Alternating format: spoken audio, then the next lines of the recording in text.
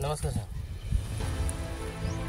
Sir, मी आपलं black pot वापरलं होतं फिलिंगसाठी, तर त्याचे एका 1-1.5 दिवसातच त्याच्या भरपूर रिझल्ट आले आणि फळाची साईज आणि कलरला त्याचा इफेक्ट झाला.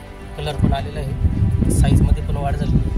तर आपण कालच एका फळाला चिकट टेप लावून ठेवलं होतं, ते साईज किती वाढते त्याच्यासाठी. तर ते पेराभर साईज वाढलेली आहे.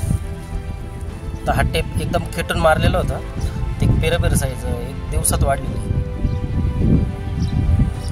आणि एकरी 1 किलो सोडलेलं होतं. चांगले रिझल्ट आहे.